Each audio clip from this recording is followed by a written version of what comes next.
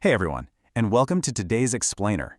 As a consultant who's watched literally hundreds of companies completely overhaul their hiring systems, I'm incredibly excited to dig into this with you today. We're tackling a massive, everyday challenge in the modern workplace. We're looking at how we can integrate the sheer power of artificial intelligence into our hiring processes without losing the very thing that makes us human. We're going to explore exactly how to build a recruiting workflow where AI handles the heavy lifting, which allows us to fiercely protect the moments where human empathy is, well, completely irreplaceable. Okay, let's dive right into our roadmap for today. First, we'll look at AI efficiency versus human empathy. Then, the moments that matter. Third, the trap of fake connection, followed by the neuroscience of trust. And finally, scaling the human touch. Section 1. AI efficiency versus human empathy. Let's establish the fundamental contrast here between what machines do best and what humans do best when bringing new talent into an organization. Think about this breakdown. On one side of the equation, we've got our AI capabilities. AI is just phenomenal at parsing resumes and playing that endless, painful game of scheduling ping pong. It brings this incredible consistency and speed to high-volume communication. But on the flip side, we have our human capabilities, showing genuine empathy, building trust, exercising nuanced judgment. You see, while AI handles the administrative heavy lifting flawlessly, it totally fails at recognizing genuine vulnerability or truly understanding a candidate's complex ambitions. I actually once spoke to an absolutely stellar candidate who turned down a massive tech offer for one simple reason. The recruiter didn't ask a single question about a recent layoff they'd gone through. Remember this: AI cannot perceive someone's potential in a moment of vulnerability. A candidate's lasting memory of your organization, the story they're going to tell their peers for years to come, stems from a human being investing time to understand them. It never stems from an algorithm processing them quickly. Candidates remember the recruiter who actually listened, right? Not the software that automatically generated their Zoom link. Section 2. Moments that matter most. If we know AI can't do the human parts, we have to map out the candidate journey and pinpoint exactly where that human handoff must happen. Let's move to and see how this builds across a typical hiring timeline. Day 1, that very first outreach. Week 1, the initial phone screen. Week 2, the deeper interviews, or, sometimes the rejection. Week 3, offer negotiations. And month 1, that crucial first week of employment. These are the specific chronological touchpoints where human intervention literally makes or breaks candidate engagement. So what do these interventions actually look like in practice? Well, it's personalized initial outreach that proves you actually know their work. It's giving your undivided attention during a phone screen, not secretly checking your email on the side. It's having a genuine career mapping conversation where you connect their ambitions to the role. It's constructive, respectful post-rejection feedback that treats them like a human, and of course, excited offer negotiations. I cannot stress this enough, folks. These aren't just optional soft skills. These are critical business moments where candidates are actively deciding if your company respects them enough to deserve their talent. Section 3. The trap of fake connection.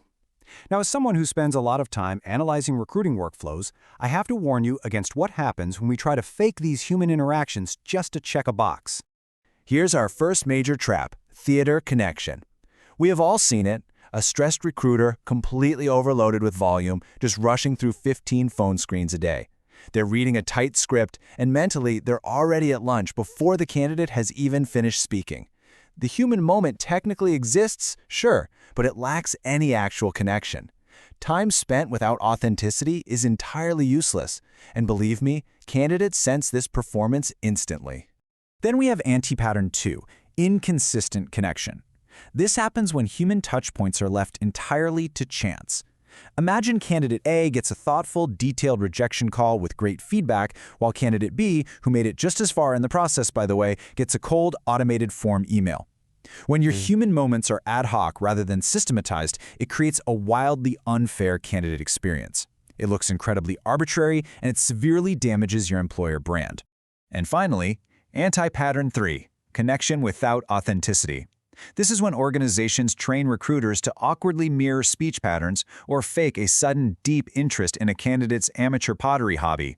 Technique without authenticity backfires entirely. Candidates feel like they're being manipulated and sold to, rather than truly understood.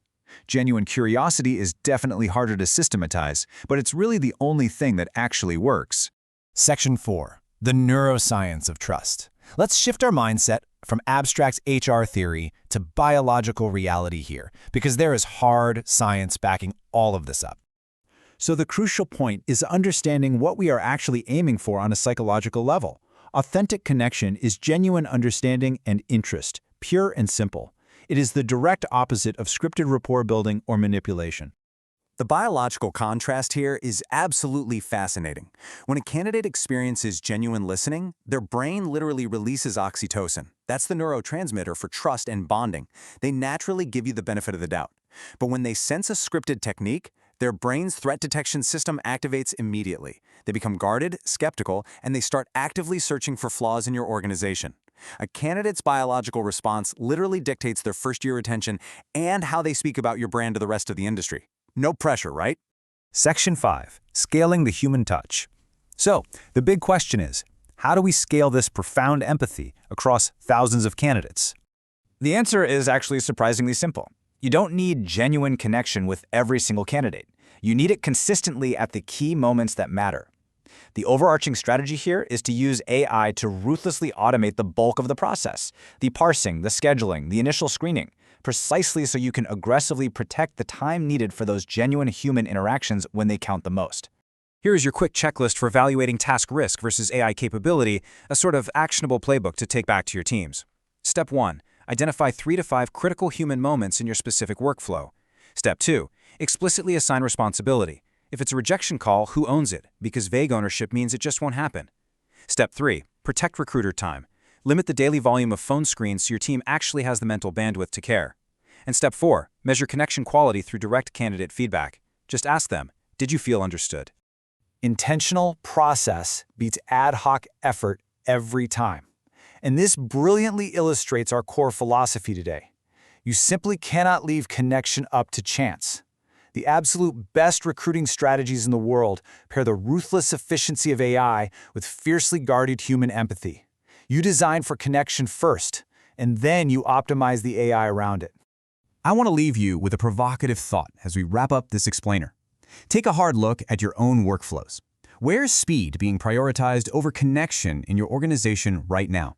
I challenge you to reflect on this. Find that one critical touchpoint that has been reduced to mere theater and reclaim it before your very next hire. Thank you so much for joining me today, and I'll catch you on the next explainer.